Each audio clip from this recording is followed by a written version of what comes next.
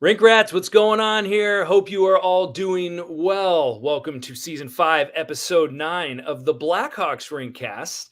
At the same time, this is going to have a little bit of a different flair to it. We are going to do a look around the league. So welcome to an NHL Rinkcast, if you will. My name's Andy Campbell. As I said, I am here with two of the regulars, two beauties. I have to go with Sean Fitzgerald first. Sean, your look tonight is second to none. Tell us what's going on here. Great to see you, buddy. Yeah, great to be here, Andy. So I'm wearing a Dwight Schrute ugly Christmas sweater. It says, I can't even, with or without Dwight, I believe. Oh, let all Christmases be Dwight. Let all Christmas. Okay, perfect. And then a Montreal Expos hat. Yeah. From 47 that I actually bought in Montreal. No kidding. I visited Montreal, part of a Canada trip in 2016. I went to the Hockey Hall of Fame in Toronto, spent a couple days in Toronto. We went to Montreal. I've got to be like outside the Bell Center, didn't get to go in because obviously it was the summer, but it's a beautiful city. Montreal's awesome time. I highly recommend it. I love it. I love it. I mean, your sweatshirt, I mean, all your Christmases be Dwight. The dad jokes are just oozing out. Oh yeah, I've got a lot of Sid Miss and stuff like that stuff too. And also joining us is the Bard, who's representing the U tonight with his cap game. Bardo, it's all about the U. Bard, how's it going, man? And little swag. Oh, all right. Oh yeah. I like it. Well, welcome back, Bard. Before we begin, a little shout out to our sponsors, www.puckhockey.com. If you're interested in some Rink gear, use discount code THERINK in all caps for 10% off. $100 gets you a free t-shirt. So check out some of our gear with the holidays coming up. Hey, what could be better? What could be better than some Rink Rat gear? I myself am rocking a tribute jersey to Skyline High School Hockey, to my nephew, Jack Bizzani. Thank you for the jersey. Skyline Hockey in Ann Arbor, Michigan in A2.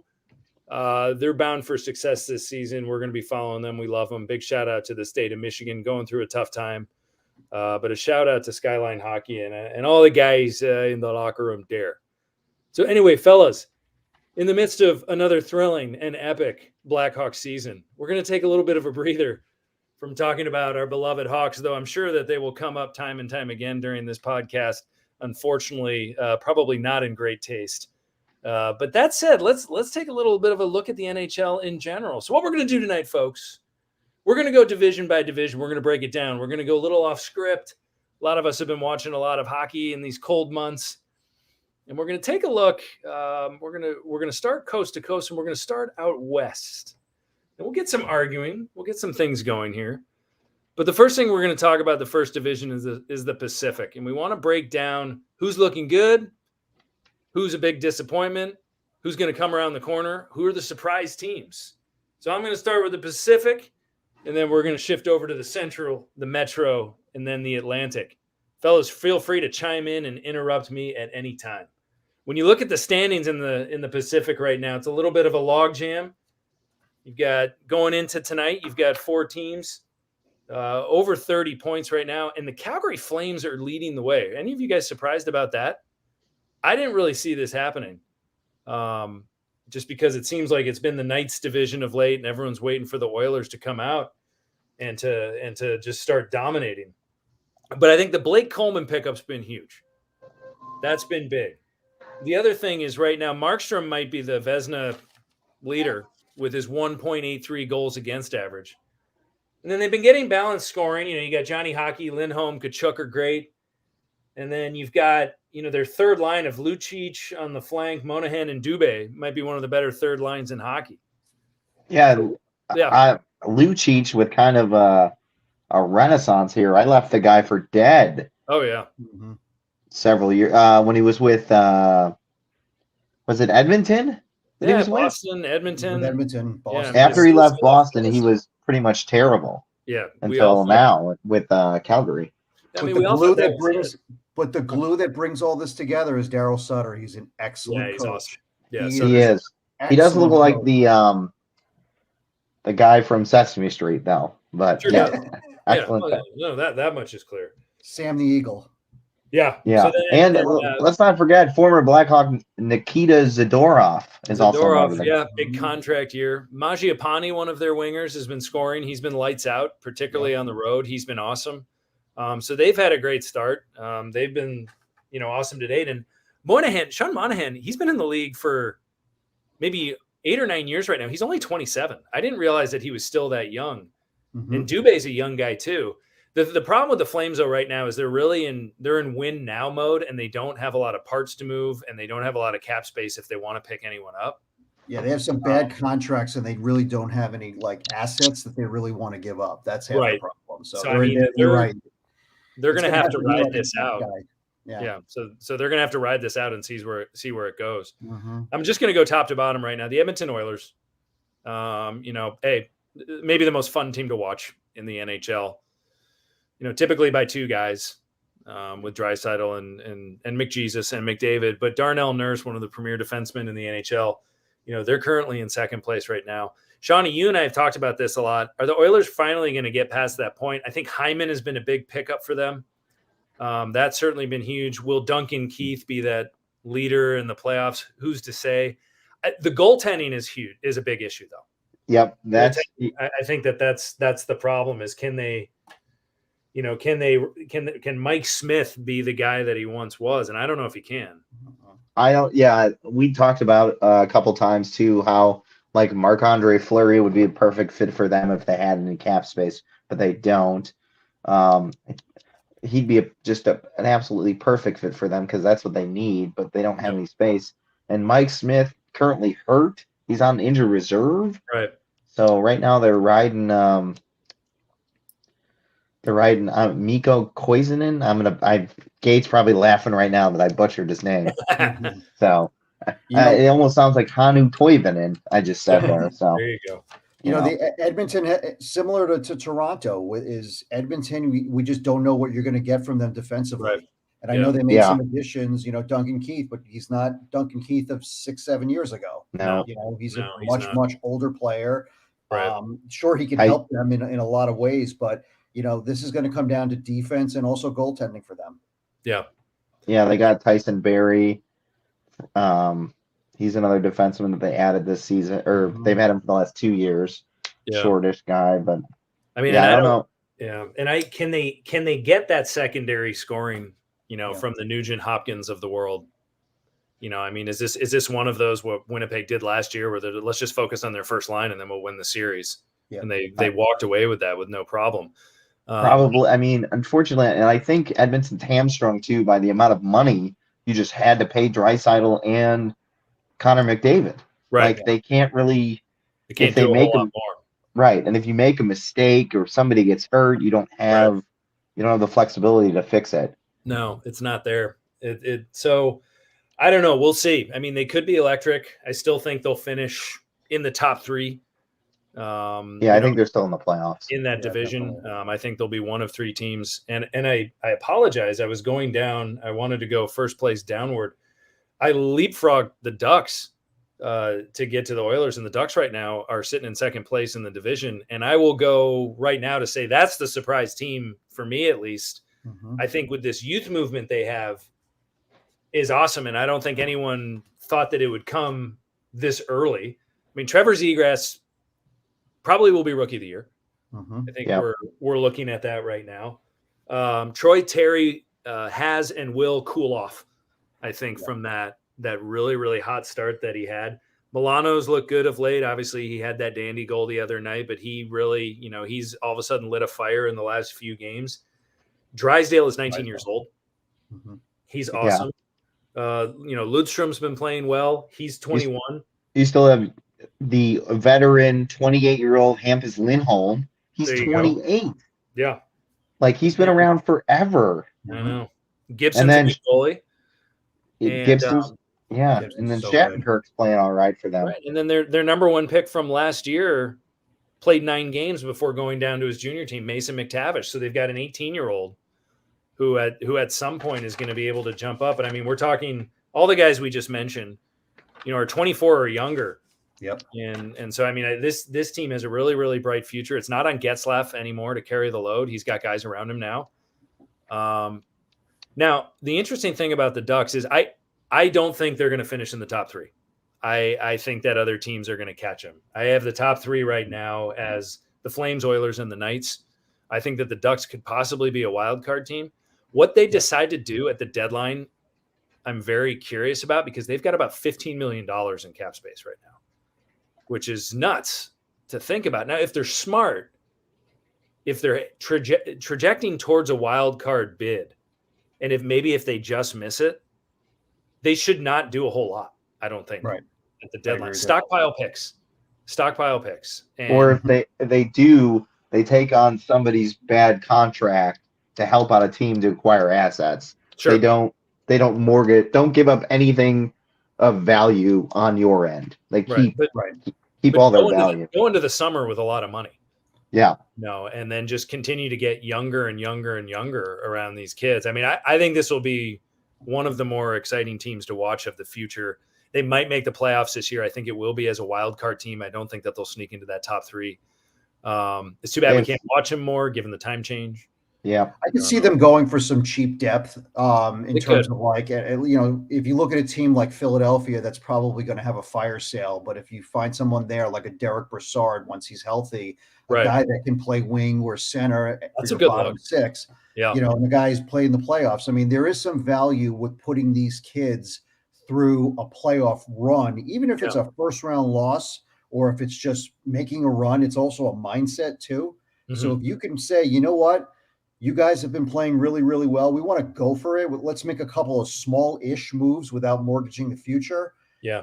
The cap space is there. And if you get a couple of, cheap forwards or a defenseman, that could, help the mindset of the team. It shows also that the organization's committed to winning. Yeah. Too. I mean, this could be, yeah. And Shawnee, I like your take too. They could take on another contract that still has term on it. Yeah. Trade for a player for a while, not a rental.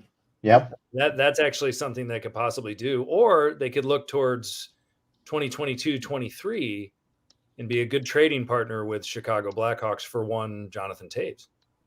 Or they could look at Tampa. Tampa could move some money, but also give them draft capital to free up space so they can go do something.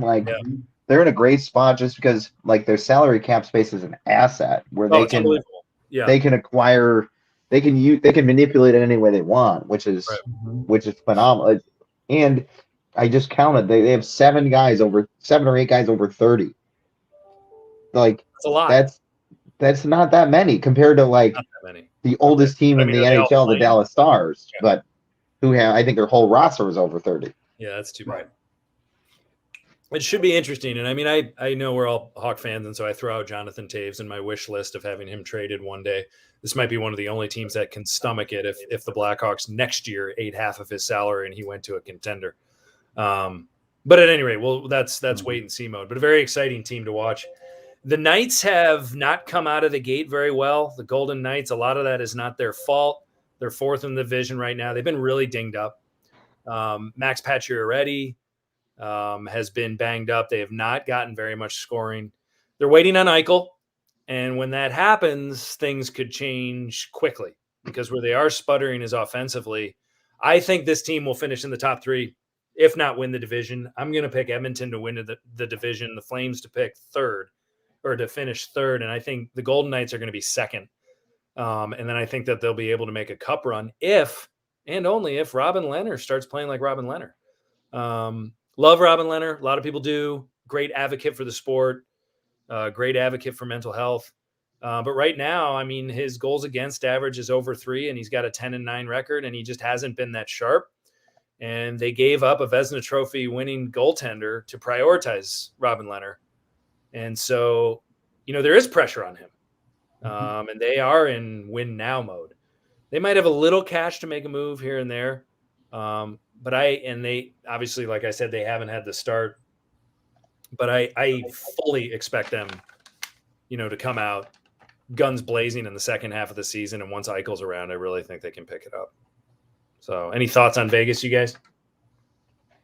Yeah, I mean, I think that the best for them is yet to come. I think they just need to get healthy. They sort of limped a little bit through the first half, yet, here they are. They're still kind of hanging around, but they haven't played their best hockey yet. They may make a move at the deadline, or it just depends on the cap if they could make that work. But it comes down to just getting guys healthy. Especially if they get Eichel healthy, that'd be great. Right. No, that'd be huge. Yeah, I agree with all of it.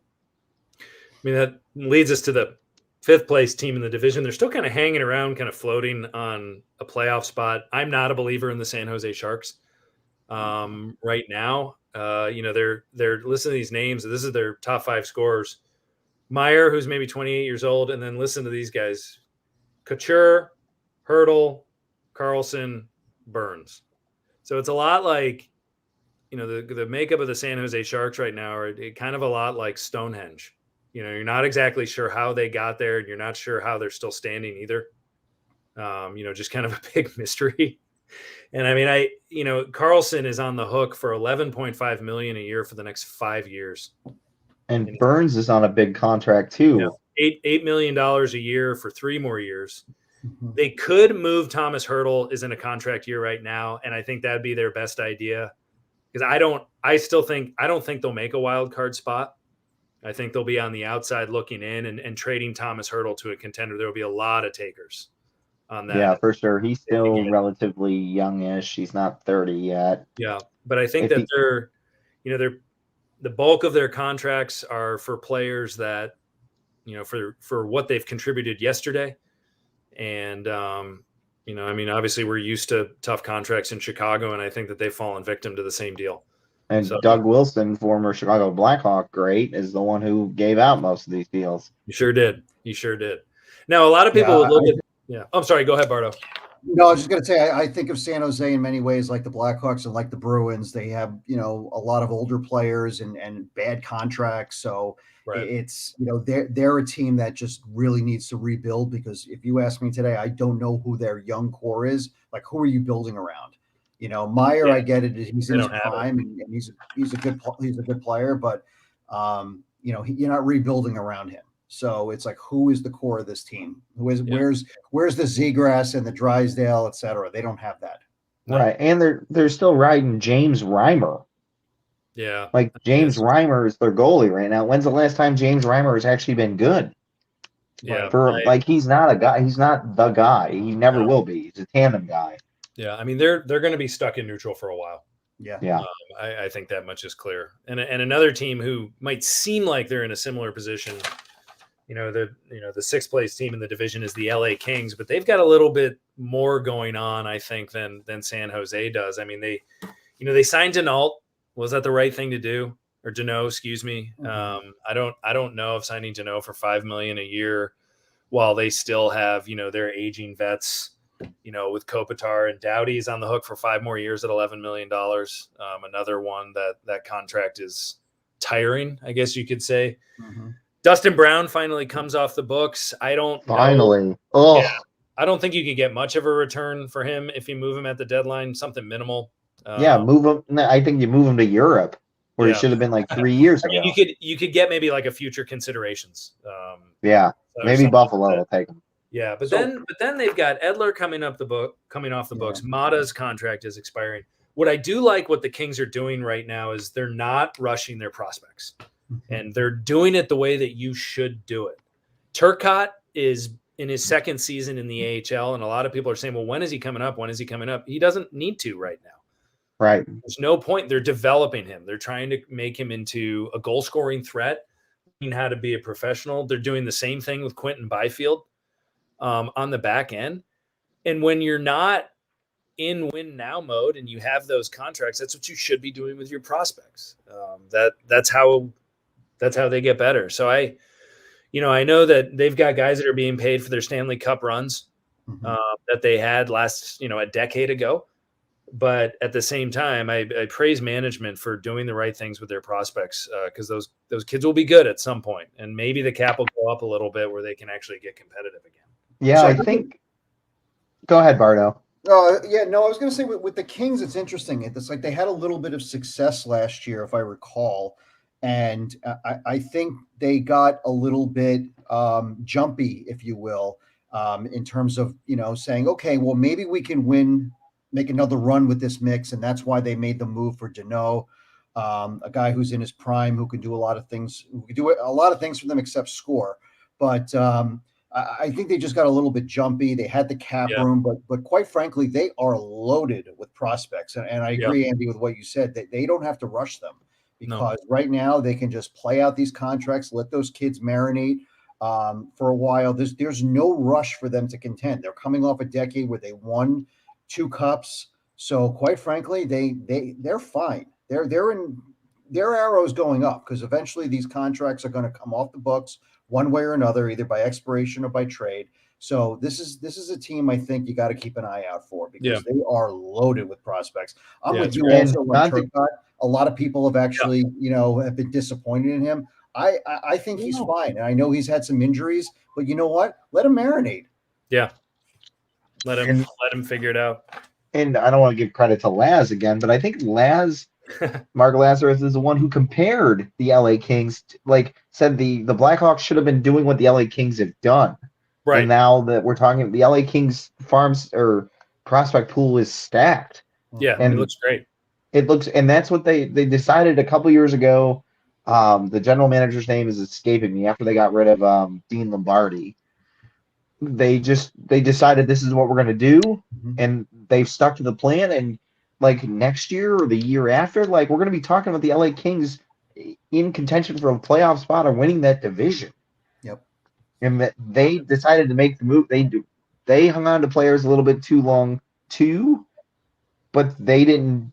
They're not in limbo. At least the needle's going up with the Kings. No, they're in a good place. They're making good decisions. Which, unfortunately leads us to. Oh, it's Rob Blake. Rob Blake is the GM. Rob Blake.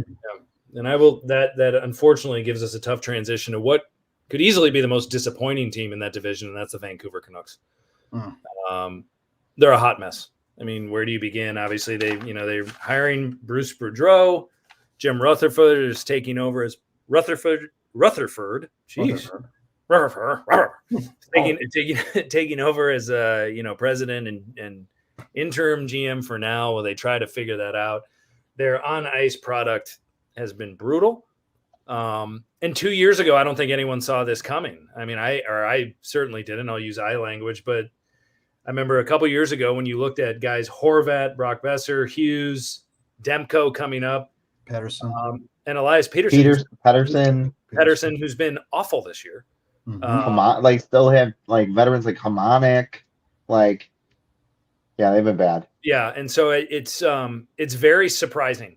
The output, will Boudreau ignite a small fire under them for a couple weeks? Sure. Where they go from now, I don't know. I mean, do they start thinking about trading JT Miller and some other guys? But I mean, and they're really, unfortunately, this is their team though. I mean, if you look at their contracts, most of these guys are under contract for a little while. Mm-hmm. So unless Rutherford or whoever is in charge at the time decides to get very creative, I don't know if Boudreau will be their saving grace, and that division is not getting any easier. So, it seemed like they had this window to really start competing, and it just didn't happen. Yeah, and I don't think Boudreau even wants to be there longer than his contract says. I mean, he's got a 2-year deal. Unless, they start to really win consistently, he's not going to be there longer than 2 years. So they're going to have to figure out who their successor is. And I don't know if it's Scott Walker, who's the assistant now, right, or somebody else. But, it's amazing because they had some of the young players that you brought up as and they were looked at as a team that was really on the rise. Mm-hmm. With a nice core of prospects, but now all of a sudden they've just taken a huge step backwards. But yeah, I mean, they're going to have to trade guys like JT Miller and whoever else. Maybe Hamonic gets dealt, but there's going to be some contracts. They're going to have to shed some veterans that will probably be more useful to other teams. But yeah, no, that's for sure. I don't know. It's going to be pretty grim there. I do like though that they went out and they brought in Rutherford to kind of steady the ship here. He's a veteran. I read that he's going to be there to mentor a young GM. Okay. So they're thinking long term with this move. Rutherford's just going to be he's going to pick his guy and hope that they pick a vision for the future and go that way. I like that. That's something too. that kind of appealed to me. And bringing in a veteran coach like Boudreau. I know Bard isn't high on Boudreau. No, I'm not either. Yeah, but he's a veteran coach that's going to he's been there. He's going to get him to they play like Boudreau's an offensive minded coach. Maybe they'll get him going, scoring goals. Yeah. They're at least they'll have some stability. I think that's what they're lacking. Like right now, literally they're in a dumpster fire, and the owner's like, all right, I'm going to bring in a fire extinguisher and a fire hose to try to put it out, and then we'll start rebuilding. Because, like you said, Pettersson's only 23, Quinn Hughes is only 22, Horvat's 26. Like they still have younger guys. They just gotta. I think they need somebody to right the ship, and I like what they're doing in terms of bringing in veteran people to try that. Yeah, you got to do something. Denning had to go. I mean, that clearly wasn't. Yeah, it's too bad because I think that he really did a good job for a while there. And finally, yeah. Yeah, and then when sometimes you just reach a shelf life. Real quick, just on the Seattle Kraken, obviously, I mean, an expansion team. I think a lot of people were hoping, including our beloved Gate, that they might come out and have a Golden Knights type season. They just don't have the scoring. They're battling. It's not going to take them very long to get an awesome following in that city. They are a true expansion franchise that's going to have to take some lumps for a while. They've got Matty Beniers, playing lights out in Michigan. He's a great prospect. They're probably going to have a lottery pick this year, or hopefully have a lottery pick this year. So, they're going to be able to stockpile picks. I mean, I think that the only thing that they could do maybe to get a decent return is if Giordano, he just got back from COVID, I believe. If he starts playing well, he's coming up on a contract year. He could be a good rental for a couple. And he's 36, 37. 38. Yeah. So, I mean, he could be a rental for someone out east who's trying to make a cup run. And I think that if he does play well, I mean, he's the kind of guy, like, I do think you can get a decent return on a rental for him. So, I mean, I think that that's maybe where their eyes should be. And their goalies just got to start stopping the puck. No, there's that. Like Drieger and Grubauer has played pretty much the whole season, and Drieger, when he did play, was terrible. They got to start righting the ship. Gate and his podcast went on and on about just how they don't even make the saves they're supposed to. No. So I'm going to stick to my guns, my original, what we started. I think the Oilers are going to win the division. I think the Golden Knights are going to be right behind them close, and they're going to be playing their best hockey of the year at that point. And then after that, I think the Flames will be third, and then the Ducks might have a shot at a wild card spot, but you might only see 3 teams from the Pacific. If the Ducks don't get in, the Sharks won't do it. And then the rest, they'll just try to better their clubs through some moves for the pending off season. So we'll see. But good look at the Pacific. Now we shift to the east, moving east, not too far east, as the Avalanche are in the Central. But let's talk about the Central and what it's got in store for us. And Shawnee, you've got some good thoughts on this, man. You're a good Central. So the Central Division is led by the surprising Minnesota Wild, 37 points, kind of being led by 3 scorers by Ryan Hartman, former Blackhawk, Nick Foligno, and that's Erolson Ek. I was going to butcher that name. Yep. So that's a big surprise. Cam Talbot, remember him? Yep. He's their goaltender, playing really well for them. So that's why they also got a solid defensive core: Dumba, Spurgeon, Golgowski.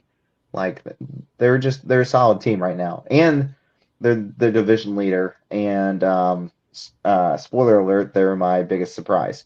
Yep. But makes sense. The next team in the division, the Colorado Avalanche, they have not. They've been really injured this season. Makar's been hurt all year, according to The Athletic. Cadre's hurt. Byron Boehm is injured. Darcy Kemper also injured. Wow. I personally think they gambled at goalie, letting Grubauer walk. Yeah, that might come back to bite them. Yeah. They put their faith in because their number 2 is currently like in the AHL rehabbing. I can't remember his name. F. and he's getting shelled down there. So they have Jonas Johansson, who's been terrible for them. And then Gates said Darcy Kemper just doesn't wow me. Like, I get he was pretty decent with Arizona last year, and he had some good years in Minnesota, but I wouldn't make him your guy. Yeah, and McKinnon just got his second goal last night, rather. Who did? McKinnon just got his second goal of the season last night. Yeah, right. Yeah, and he got hit by Dumba. Wasn't he the guy who got hit by Dumba the other night? Trouba. He got clocked by Trouba. Trouba. That's what Trouba. We might, if we have time, we'll get on the Trouba thing here because that's. And I think Colorado's missing Donskoy. He's with Seattle now. And here's a stat. And Saad's father. Yeah. Brandon Saad. Here's a stat that I found last night too. So through 21 games, the Colorado Avalanche last season allowed 50 goals. This season they've allowed 71 goals. That's outrageous. Yep. Also, they're fourth worst in the faceoff dot with a 46.3 win percentage. Wow. Like they're my biggest disappointment. They were the sexy pick to win the West. Yeah, and the bottom line, they lost a lot of good players. They did. They just did. So then third in the division, the St. Louis Blues. The Saad father is playing well for them, but they're very injured. Binghamton's out with COVID. Bozak's hurt. Falk's hurt. James Neal, Perron, Robert Thomas. Like they're just banged up. Yeah. And Steven Stamkos, who Seattle probably should have picked, isn't scoring. I think he scored his 9th goal the other night after 8th goal after being sat down and basically not playing an entire period of a game. So they've got some issues. He's had some shoulder problems and surgeries, and there's a whole tension with the team. That's where the Blues are third in that division. Yeah, that's interesting. I mean, Shawnee, do you see Minnesota? I'm sorry to go back to them. Do you see this being sustainable? I don't know, just because I don't trust Ryan Hartman at all. Yeah, how long is he going to be scoring goals for them? He has 12. His career high is 19 with the Hawks in 16-17. He's 12 goals right now through 20-something games. Yeah.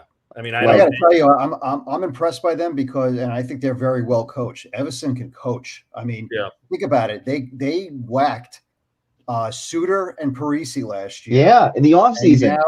And they added a couple of other players in the offseason. They sort of changed the look and feel of the team a little bit. And now here they are right back at the top of the division, the quarter pole. So that's impressive. That's coaching. Yeah. No, that's true. Yeah. And we've talked about this before, but I mean, they're top 4 defensemen: Spurgeon, Brodin, Dumba, and Goligoski. That's damn good. That's a good. That's a great unit. And I mean,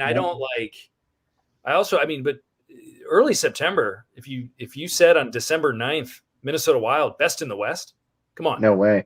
Come on. So I don't, I don't know what their cap space situation is like off the top of my head, but I mean, they, if they're players in this, it looks like they've got, about $2 million to play with. So they're going to have to get somewhat creative, but I don't know. That's interesting. I'm rooting for them in a sense. I just think it's kind of a cool story, and Minnesota should have a good hockey team. Bottom line. I can see them actually going after, and at the deadline, Claude Giroux. Oh, I like pending that. Free agent, leader. He can still score. Yeah. 35, 36 years old, but you get him for a little bit of a rental and give you a little bit of offense in the top 6. That would be a nice fit.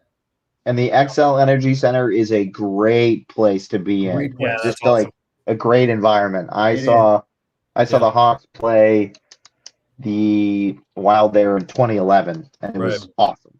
It was the game where Kane deked out what's his name in the shootout. Oh yeah, that was wild. Dubnyk? Yeah. Is that Dubnyk? Dubnyk, yeah. Okay. Was it Dubnyk? I don't know. But I remember the move. I remember where I was. I was on the opposite end. I got popcorn and stuff thrown at me after the game. It was that's good. I said, get home safe, happy folks. Yeah. Yeah. Do you see anyone climbing in that division? You just went through the top 3, but I mean, there's a couple other decent teams. I mean, can Dallas? They sputtered, but what do you think, Sean? Can they pick it up here? they're super old. That's my like. I just wonder if Father Time has caught up to them. They're the oldest team in the NHL, and they have. I mean, Pavelski's 37. They have Suter for a year. Right. Kudobin is the Braden Holtby. I will tell you though, Jake Ottinger needs to be their guy. Like I know they're wishy-washy with Holtby. Ottinger's their guy. Like they've got to just let the kid go now. There's no more. He's 5-0 with a 141 this year. He's literally whenever they get Bishop back, they could make a trade. They could make a trade to start getting, younger and getting some picks or whatever. But you got 3 or 4 goaltenders that are NHL caliber. I think it's time for them to make a deal. Yeah. And like their whole philosophy is literally that they need their goalie to stand on their head because their back end's not very good. They've got to be great on special teams, and that's how they win. Mm-hmm. So if their goaltender's not great, like they're going to lose a lot of games. And they just got smoked the other night. I think they gave up. Their winning streak ended. I mean, I don't know what they don't have a whole lot of space. They've got Klingberg as a UFA, Radulov as a UFA, Pavelski as a UFA. Those guys you might want to move away from at some point. I think you got to move away from Radulov. Yeah. I mean, maybe, I don't know. I mean, maybe Radulov has 1 goal, 10 assists, but come on. I mean, so if they don't climb in a hurry, then they might be moving some chips. Yep. Winnipeg is just Winnipeg. Man. Yeah, and the Hawks are we've talked about them ad nauseum, like what they should be doing. I don't even get into them tonight. What about Nash Vegas? Yeah, I don't know. They're like in between. Like I think they've just ridden out a bunch of guys that are old again. Like they're older. I've heard that they're thinking or I've read that they're thinking about if they fall out of it, they're going to move Philip Forsberg. Like, right. I think they should. I think they've missed their window. I mean, I was going to say, I think they've maximized that window, and I think it's time to rebuild. And I think they're starting to do that, but I think they need to just go all in. I think Forsberg, if somebody wants to take Duchesne, but Forsberg, I think it's going to be he's 27. Yeah, Johansson will be around. I don't know. They have money though. I mean, they've got a ton of money because their D has been gutted. Yeah. I mean, near championship caliber D. Their current cap space right now is about $14 million. And they're not paying anything to their goaltenders either. Yeah. So I mean, if they sell and get younger and have a lot of money, then in a few years they could get back quickly. But they're going to have to take a few lumps. Yeah. I think. And this is Gates. I coined the phrase, and Gate likes it. The Nashville Predators were arrogance without pedigree. Yeah. That was the definition of their franchise. They were so arrogant, they had no pedigree behind it. Yeah. Now they have banners hanging up in their building, regular season Western Conference points leader or whatever that that's crap silly. is. That's just silly. It's like Jeremy Colleton. Arrogance and no pedigree. For sure. Yeah. And then Arizona's an absolute dumpster fire. Yeah, pay your rent, guys. Pay your rent. Yeah. Pay your rent. You move the team to Houston. No. Yeah. I mean, Glendale, I've been to a game there. It is so far outside. I mean, they've built restaurants in a nice area there, but it is a haul to get out there for a hockey game. I remember going there with my dad a few years ago. What are we doing? Like, why are we going there for Super Bowl? And I remember that play. That it's like the stadium, the big toaster oven is so far away from the downtown area. And I think it's time, for the league to stop subsidizing, having other owners subsidize the Phoenix Coyotes, and declare it a mistake and move on. Yeah, I don't understand why it's just stupid. They moved them. Like, wasn't it a couple of years ago where they had the Chamber of Commerce meeting to see if they were even going to keep the team in town? Yeah, like this has been happening for how many years? And it's moderately embarrassing. Yeah, go to. You need to go to like Houston. Probably could sustain a team like, or you move the franchise to Quebec City. Right. Put it in a smaller arena. They'll love it up there in Quebec City, and they'll go insane, and they'll sell out all the time. It'll be fun. It'll be great. Yep. Kansas City is also a dark horse. Watch out for them because they built Kansas City. They love preseason games. They want some. Yep. They love their big soccer city. Yep. Like they have minor league hockey there. Like they do it right in Kansas City.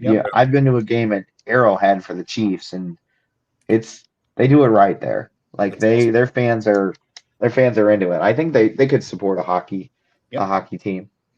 Yeah. I definitely don't think Milwaukee's a choice though. No, not yet. Not right now. Sean, who wins the division? I am going to say that Colorado gets healthy and Colorado wins the division. Okay, they take it. I think Minnesota hangs on to the third spot. Yeah. And then I think St. Louis is probably in at 2. Yep. Okay. That's where I'm going with that. But yeah, like the another surprising stat about the Central Division, 93 goals between Hartman, Foligno, and Erlis Ek have 34 goals.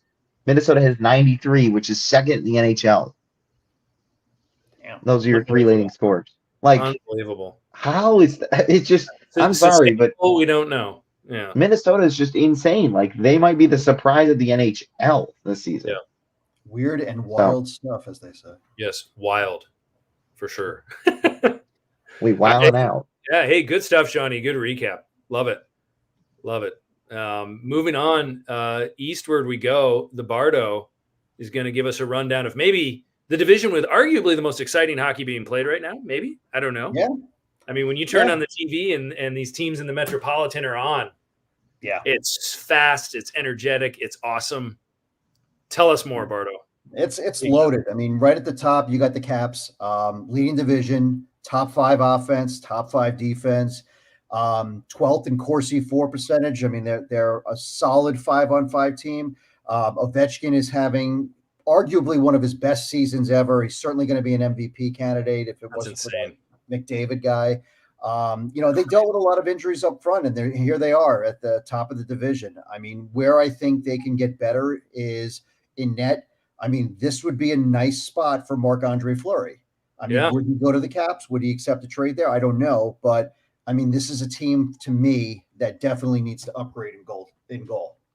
So they might have the cash to do it too. I'm not sure. I don't know what their cap space looks like, but they're a team to watch. I mean, they're well run. They could certainly. So they have currently, Go ahead. About 5.2 million. Yeah, so they can do it at a prorated deal. They wouldn't. Yeah. That's very doable. That's LTIR space though, but yeah, right. That's doable. That's right, because Backstrom's on the LTIR. So yeah. So I think they're projected is a little bit lower than that. That's for sure. But still, good call on the Fleury. Yeah. Second place, you got the Rangers, who are certainly a little bit of surprise, maybe ahead of their development. Shesterkin has arguably been one of the better goaltenders in the league, but once again, he's hurt. I mean, it just always seems to happen with him. Adam Fox has been playing in Norris Trophy level. He might even be better this year than he was last year. The power play has been at or near the top 10. Kreider has been going off. He's one of the league leaders in goals.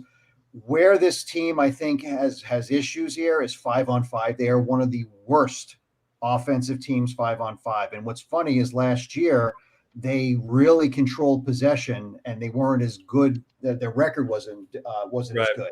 But they are not a good 5-on-5 team. And if you want to be a good playoff team, you guys know this. You got to be better 5-on-5. It's kind of how it works.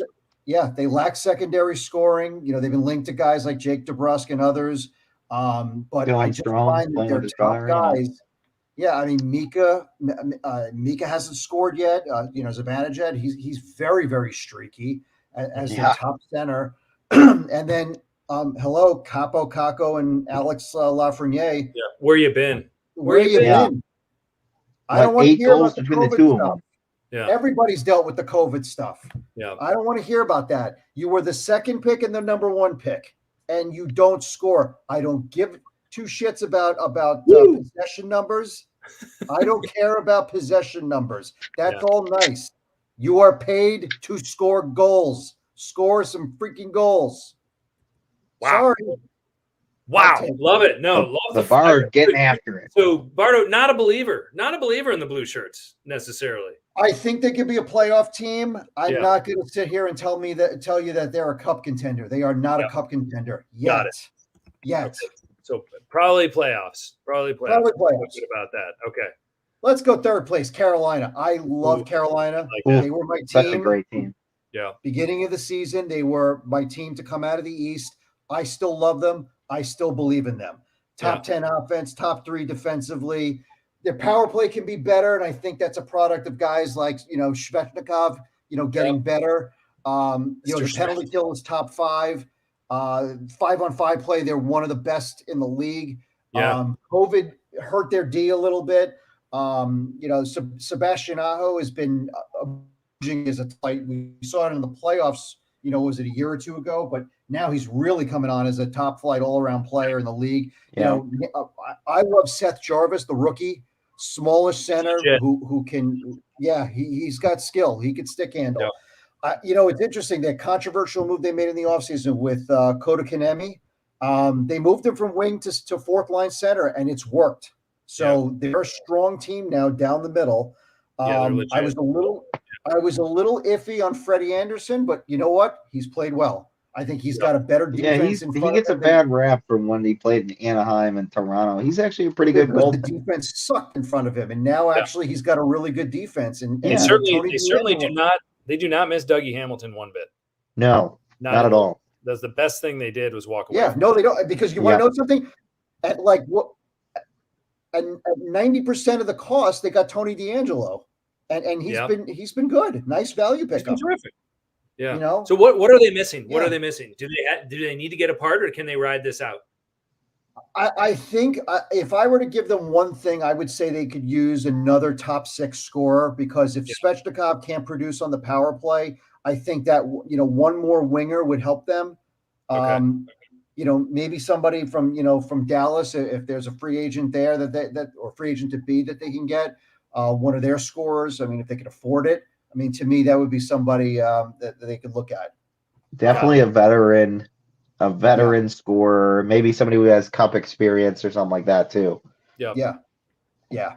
So, but I like Carolina a lot. I mean, I love Carolina. Legit, they're a lock for that top 3. Yeah. I think Washington, Carolina are a lock for the top 3. Yeah, I think that makes total sense. Yeah. Moving on for Pittsburgh, look, solid start. Even though Eric Andrews wants them to get Taves, by the way.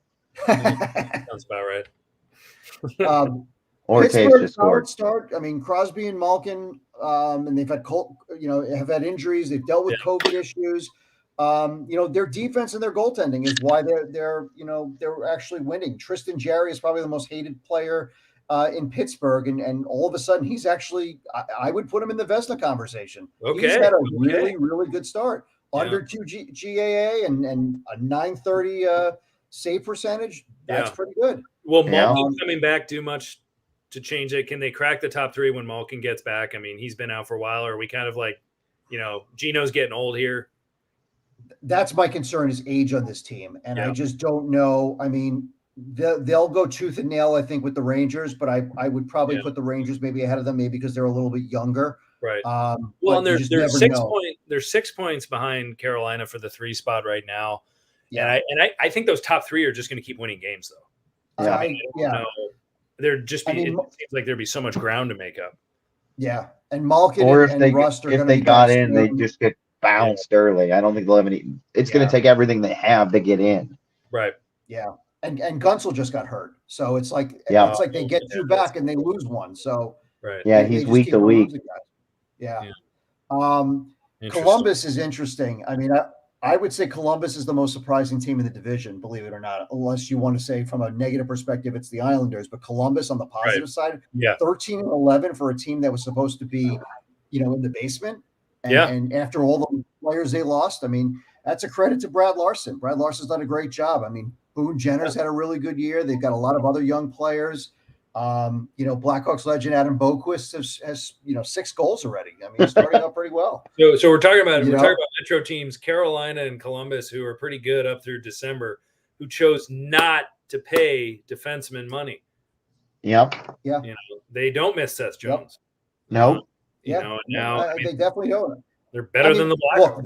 Look, they're not good. They're not good defensively. Right. They give up a ton of goals, but I mean, neither is Seth Jones. What? That's true. Neither is Seth Jones, which is a very he's a defenseman, but he doesn't play defense. Yeah. Exactly. So And I think this team is going to look to move Korpisalo in net. I mean, I think they were hoping he was going to be number one, but Merzlikins has played better, and he got the big deal. So I think he's the guy that's going to get moved.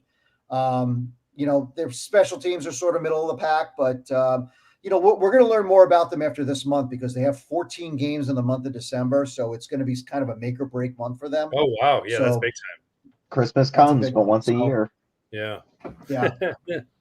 The Blackhawks. Oh, Jonathan Toews, breaking news. First goal of the season. Power play that's goal. what Eric was saying. Oh. There you go. Sorry. Hey, miracles happen. It's the time of miracles. I know. We're taking a break from our Hawks tonight. What else? And then you get the cellar dwellers in the Metro going for these guys. Yeah, I mean, the Devils are a game over 500. They played most of the season without Jack Hughes, which has been tough. He just came back, but I mean, they have quite a handful of good young players. But honestly, this is a team that just needs a lot more talent. I would call them probably at best a mediocre team, but again, if they could figure out a way to tighten up defensively, maybe they can make some noise. But I'm just not seeing it. But they got Dougie Hamilton. What's that? They got Dougie Hamilton. Yeah. Oh, yeah, that's right. I forgot about him. Oh. Well, for the Flyers, I mean, they're a total disaster. If you want more of an image, if you saw the video of the dog that went on to the ice and pooped in the center ice right on their logo, there's a video out there. Go look that up. They had. I will definitely be looking for that. That's There's hilarious. No question. Yes, that's a microcosm of them. They're going to be trading guys left and right. So they got a ton of free agents to be. Keith Yandel, Justin Braun. Keith Yandel's cheap too, only $900K. He's going to get blown up. What's that? Keith Yandel's only at $900K. Yeah, because of the buyouts. And they've got the great Mike Yeo as their interim coach. I know. Yeah. But Andy, I hate to tell you this, but you've jinxed the Islanders. I ruined it. I am so sad about it. Should have worn my Islanders hat tonight. They're the 13-game road trip plus the COVID outbreak and injuries. They've just been a disaster.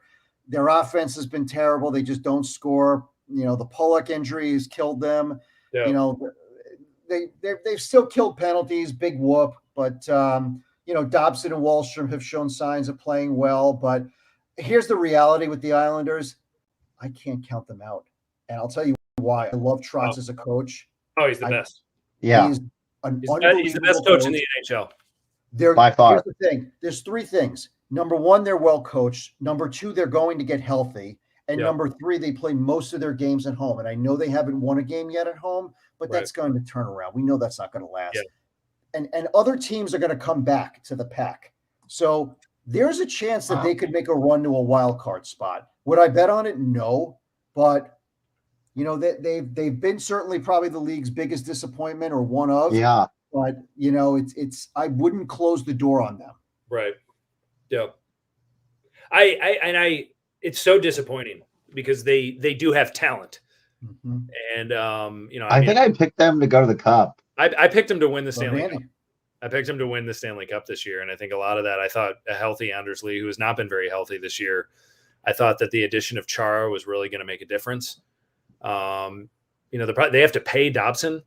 He's an RFA. Yeah. They're going to need to figure that out. They don't have a ton of money to operate with.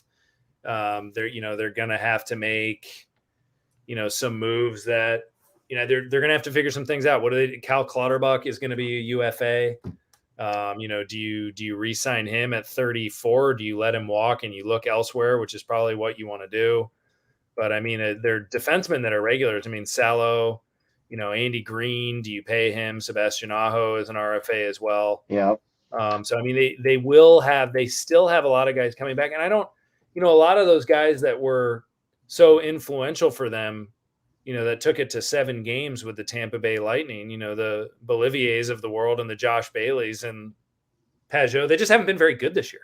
No, they haven't scored. They just haven't. Really what Bailey, it comes down to. They're just not playing. I mean, Bailey has 1 goal. Yeah, I mean, they're just not. Bailey has 1 goal. Palmieri's got 1 goal. Palmieri not scoring. Joe got 3. I mean, not good. Yeah, no. So, it's a shame. It's a shame because I love their makeup, and they're a really fun. Like last year, they were so much fun to watch. A lunch pail gang, a punch in and punch out group. Just really, really, gritty guys and not a goon fest, and just played really, really hard hockey and are well coached. So I'm always rooting for the Islanders. Here's what it comes down to. Yeah. Even if this year is a down year or whatever it is, I mean, you could never count out Lou Lamb or Trotz. They'll get this thing figured out. Those guys are two of the best, to ever do it. And so, I understand there's some age on this team, but there's also quite a few young players, and I think they'll figure it out. And I would never count them out. And they could be right back here next year, right towards the top. Yeah. Yeah. And they might, there is a chance they lose Lane Lambert. And I don't know what effect that would have on Trotz. He's been with Lane Lambert through all of his winning teams. Lane Lambert, everyone is saying, is ready for a head coaching job. He's someone I've said over and over again. You love Lane Lambert. Yeah, I really want him to coach the Hawks, and I just love him because he's a Trotz guy. Yep. If you have a guy that's worked with Barry Trotz that long, you want that guy on your bench. So as long as he doesn't become Todd Reardon 2.0. Yeah, that didn't work out so well. Tabor Academy alum, my alma mater, Todd Reardon. Yeah, that was the Washington thing that didn't work out so well, right? Yeah. Well, awesome. Great recap of that Metro. In absence of a fourth, I think we're all going to try to tackle the Atlantic together. If that works for you all. And as we speak right now, the Tampa Bay Lightning have a 4-2 lead over the Toronto Maple Leafs in a matchup of two of the three top teams in that division. I think I would venture to say, Boston hasn't played very many games. I mean, their schedule they've played 5 less games than most of the teams in the league, and that's not a COVID thing. Their schedule has just been wacky. And according to Mike Milbury, they have to move Patrice Bergeron. Yeah, time to move on from that. Yeah, so we'll get to that in a second. I definitely want to talk about that, but it seems like this is a Florida division right now. The Maple Leafs are doing what they've been doing the last few years, which is showcasing fantastic regular season hockey. Yep. And the big question mark is when that postseason rolls around, and they will be in it, do they have the tools to win a 7-game series, win it convincingly, and and produce?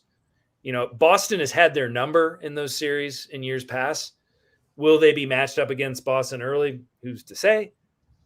But the Leafs right now are in a deadlock with the Florida Panthers, who I personally think are the best team in the division. And I think the Florida Panthers have all the tools. But, what are the Leafs missing? Can the Leafs get there? Or are we just going to see this? Is this song going to be on refrain, guys, with the Toronto Maple Leafs? Are we going to see them do really well and then bow out early again? I think it's wash, rinse, repeat with them. I think it's the Toronto way. Like, that's just how they are. Like, they're gonna light it up in the regular season and then go down in a crushing 7-game first-round series and lose. And then the city of Toronto is going to just burn. Mm-hmm. Yeah. The mayor is going to be doing lines again. And, it's just going to be bad news. Yeah, that's awesome. Now, I do like, the problem is that, they don't have a lot of expiring contracts next year. They've got Kasha and a few, Kyle Clifford, guys like that. Jason Spezza, who maybe this is it. Maybe it's probably time to retire after that. But the problem is they're going to have to pay Jack Campbell after this year. Yeah. Yeah. Jack Campbell, Skyline Hockey in Ann Arbor, Michigan, has a kid named Jack Campbell Bazzani. I will say that. Good kid. They're going to have to pay him. I will say this. I actually think Toronto's hope is almost Jack Campbell's playoff performance. And it might have to be. It's going to have to. Because you can't play Morgan Riley 60 minutes. And even him, I don't even think he's that great defensively. Right. I think he's adequate. But to me, it's they just lack. They're just not a good defensive team. They're not built for the playoffs. They're built for the regular season. Right. And they're built similar to Edmonton. All their money is in their forwards. Like it's Tavares, Austin Matthews, Mitch Marner, like all those guys. Like that's where all their money is. so they didn't have any money to spend on the defense and stuff like that. Right. Yeah. And Jack Campbell, I just love Jack Campbell's story. Like that Jack Campbell was like left for dead and written off, and now he's just unbelievable with Toronto. Man. Yeah. Wasn't he the Dallas draft pick or the Kings? Yeah, he was the Stars draft pick, and they basically just gave up on him. Yeah, I remember that. And gave him to the Kings for like nothing. Yeah. And then he was like a backup there, and then he just turned it on. And the Kings traded him to Toronto, and he's just excelled since he's been there. Right. And so right now the Florida Panthers right now, what used to be kind of a refuge for unwanted Chicago Blackhawks. Now they're coached by one. Yeah, and now everyone would love Forsling back in Chicago. He's doing quite well, but this team's got a lot. This team is a legit cup contender. They've got the tools this year. Yeah, I guess the biggest thing with them though is coaching. Like, Burnett? It's Burnett, right? Yeah. Can he? Because this is his first time being a head man on a bench. Like, unfortunately, like the backlash and the aftermath of the Kyle Beach thing, kind of Joel Quenneville had to go away, so it's Burnett's show now, and like they're not going to bring anybody in. Like, is he going to be the hindrance in the playoffs? Because he's never been there before as a coach. No, but I just their makeup and their secondary scoring. I mean, guys like Duclair, Bennett, Vetrano, Verhaeghe. I mean, Duclair, another guy, another cast off. Yeah, but Florida might be, of all the cup contenders that we're talking about, that might be one that I'm rooting for really, really hard. And a lot of it is because of Jumbo Joe Thornton. Would just love to see him finally, win a cup and hit pay dirt. I don't know. Has he even been in a finals? Yeah. I think didn't he go to the finals with? Yeah, he went with San Jose. Did he go? Yeah, that's right. They lost to Pittsburgh. Pittsburgh 4-2. Pittsburgh 4-2. They lost in 6. That's right. Yeah, it was in the last 6 years. Yeah, well, I thought they were primed for a deep cup run last year, and then they bumped into the Lightning too early. Now the Lightning can just go and do this again. Yeah. That's also very possible. I mean, I think that, they're a team, obviously. They lost some good players. They lost Coleman. They lost a lot of sandpaper guys. Yanni Gourde, another, a great sandpaper guy. But, I mean, their goaltending is ridiculous. Vasilevsky is really something else. Yeah. I mean, he can get into the playoffs and just close take over on his own. Yeah, which is good. And then, I mean, he's that kind of goalie. So, and Victor Hedman in playoff mode is the best defenseman in the NHL. In my opinion. I mean, we've talked about him before being the only guy that has truly ever really shut down Patrick Kane, and he's done it so well. And Stamkos, still a good leader, and Halak can still put in points. And who's betting against Braden Point in the playoffs? And they've got nasty Corey Perry, who, as he showed with Montreal, right? Yeah, bitter beer face Corey Perry. He's just nasty in the playoffs. Yeah, I think he's gone to 2 straight finals. 2 straight. Yeah, Dallas and Montreal. That's right. He lost both of them. Yeah, I mean, he lost both of them. Love him or hate him, he's a winner. He's always around. I hate him, but yeah. I think that the one team, and we touched on this briefly a few moments ago, is Boston is really at a crossroads right now. The Bruins are, a game away from winning the Stanley Cup in 2019. Lost Game 7 at the Boston Garden. Mike Milbury made a comment yesterday, that was all over the Twitter universe today, that it's time to move away from Patrice Bergeron. I personally disagree with that. I think his contract is up at the end of this year. He is the kind of person and personality that might be willing to take a hometown discount to stick around where they can prioritize some other areas. But I don't think now is the time really for them to make a fire sale. Tuukka Rask is probably going to come back sometime this winter. Right now they don't really have a number one goalie. The Sweeney signing of Ullmark was a huge mistake. I had to look Ullmark up when he signed him for $5 million a year or whatever. I was like, is he really? How many games has this guy played? That almost seemed like a panic move. Foligno is fitting in. Charlie Coyle needs to get going. Smith is decent. Taylor Hall, maybe he's just doomed to be on teams that just don't succeed. I don't know. Maybe that's just his MO. Marchand is still one of the best wingers in the game. Pasternak needs to be more consistent. But the thing is that if Bergeron's contract expires, I mean, then why did you pay McAvoy all this dough if you weren't going to go for it? And that's what I keep coming back to is, are you really going to all of a sudden rebuild when you just, prioritize a franchise defenseman? I don't know. DeBrusque needs to go. Like, that needs to happen. They can't keep playing him. They can't keep relying on him. Trade him for Dylan Strome. Trade him for Dylan Strome. I think it just really comes down to are you either all in or all out? No half-ass like what the Blackhawks have been doing. I think it just really comes down to it's that simple. You're either rebuilding or you're contending. Right. And Mike Riley. Yeah, you can't stay in the middle. That's purgatory. That's the worst. They re-signed Mike Riley in the offseason. He is not a fan favorite around here. I don't think fans are saying, what is this guy doing? For $3 million a year. I think that their scoring has been low. It has been, and it's been reliant on the production line.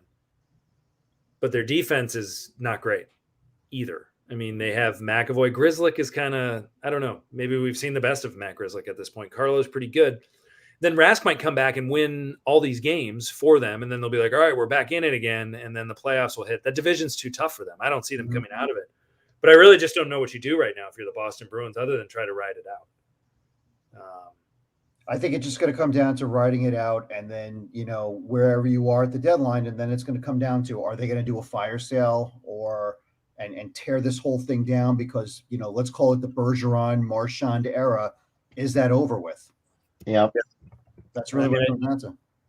Yeah. I mean, and it might be coming to a close. I mean, they're in a tough spot. I mean, I don't know. They might be a wild card team this year. I mean, I think those top three are that good unless, who's going to bow out of that top three for Boston? I don't think. And they're still looking up to the Detroit Red Wings. Well, and moving to that, what a surprise, an awesome surprise the Detroit Red Wings are, that hockey in Motown is where it is. And Steve Yzerman, so who's surprised, actually? Maybe we shouldn't be surprised. I mean, how good is that Moritz Seider pick looking right now that everyone questioned and said, who is this guy? Why are you this guy? He literally got killed for it. Central Scouting had him so low, and they said, no, we're going to bring him in, and we're going to work with him, and we're going to make sure that he's ready, and now he's legit. Yep. Certainly up there for the Calder. Lucas Raymond is too, his teammate. Right. Lucas Raymond is good. Yeah, and Pius Suter. Nice job, Stan. Let him walk. He's been good on that team too, and they could sneak in. They could easily sneak in. I would say that is the surprise team right now. They're just beginning. Like, they're just getting started. What's his name? Yzerman's only been, what is his second or third year there? He hasn't been there that long. No, and he's done it before. Yeah, I mean, Tampa Bay is literally living off of everything Yzerman did. Oh yeah, those are his cup teams. Yeah, it's the Dale Talon syndrome. That's for sure. But I mean, the wheel, they're going to be back. They are back. I think it creates less anxiety as a Blackhawk fan now that they're not really rivals anymore, which is a shame that the closest team to you in travel distance is not even in your conference and you play them twice a year, which is the dummest thing I've ever heard in my life. Thank you, Gary Bettman. Gary for Bettman ruining what might be the best rivalry. What was the best rivalry in hockey, in my opinion, and thankfully, they went out in 2013 with the Hawks winning in 7 games. So we at least have that. But the fact that the Blackhawks and the Red Wings are no longer rivals is it's very sad, because you need teams that you love to hate. Yeah. And that's part of loving sports. And I miss my blood boiling and my bitter hatred toward the Detroit Red Wings, which isn't there anymore. And now I find them interesting, and I hate that. and that sucks. And that's just silly. We could talk about Buffalo and Ottawa. I mean, I think Buffalo, where do we even begin there?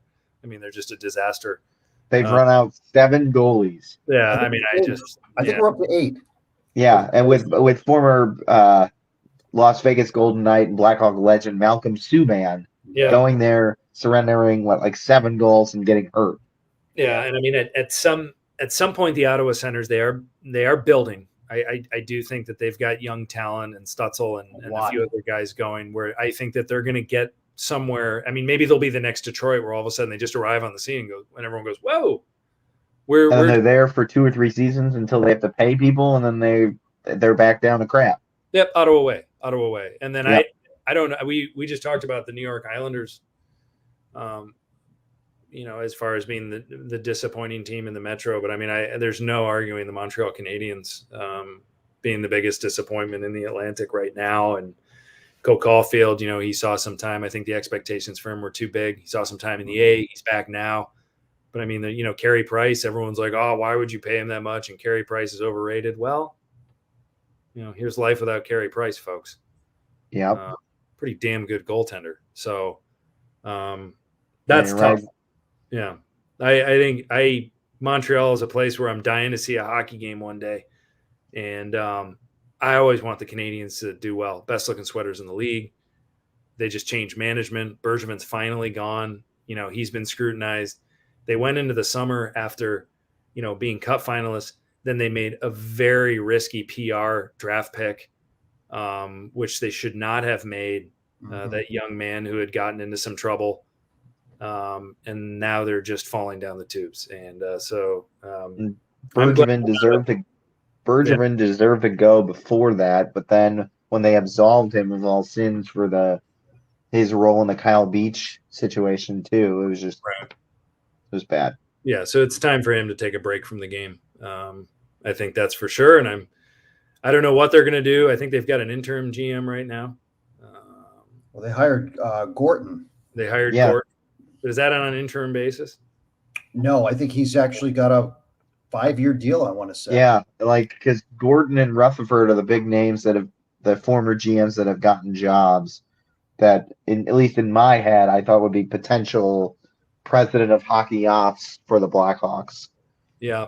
I mean, that's too bad. I'm really hoping that, that they give at least some sort of office role or a player personnel role to Mathieu Darche. Great Montreal player, my former prep school teammate, McGill graduate, who's really, really smart guy. And he's going to be great in management and hockey one day. And if the Habs don't decide to scoop him up, the Ducks are rumored to be interested in him as well. I would love if the Blackhawks took a flyer on him as well. So we'll see. But either way, the NHL's cooking, boys. Any other thoughts or comments on tonight? We went for a while, broke it down. Good talk on the league. Shawnee, any final thoughts? Just I'm excited to see where it goes from here. Like, we're 20-something games in. I'm excited to see where it goes from here because teams we were talking about now we could be talking about the Islanders and their resurgence, and we could be talking about the Rangers falling out of it. We could be talking about Minnesota just collapsing. And I'm just I'm excited to see where it's going to go. Yeah. Me too. Bardo, what do you think? Final thoughts? Yeah, I think the interesting thing is, and the theme that I kind of picked up across the board is kind of what teams are going to do at the deadline. It's a theme almost every year. Who's a contender, who's a pretender, who's buying, who's selling. I'm always fascinated by that and sort of what the market looks like and what teams are willing to give up and whatnot. Yeah. So to me, that's going to be coming real quickly. Once the calendar turns. So I'm just curious to see what happens there. Yeah, Bardo, that's a good thing. I totally forgot about that, and that's a huge thing. I like to see what. I love trade deadlines are my favorite days of the year. Yeah, same here. And one other thing, actually, has there been a season where we've seen 3 general managers change in the middle of the year? I don't remember. No, no, that's certainly not something on my radar screen. That's usually the coaches go from that standpoint with trades and stuff and the trade deadline. I think that's interesting. Yeah. Interesting enough, that's for sure. Well, anyway, thank you all for listening. Great stuff tonight. We will be back, whether we're talking about the Hawks or we're talking about the NHL or we're talking about some GOATs in NHL history, or even touching base on the World Junior Tournament ahead of what will be an awesome tournament coming up around the holidays. But in the meantime, on behalf of my colleagues, Sean Fitzgerald and the Bard. I'm Andy Campbell. Thank you all for joining us tonight. Be well. Thanks for listening for this breakdown of the league as we know it. All righty, take care.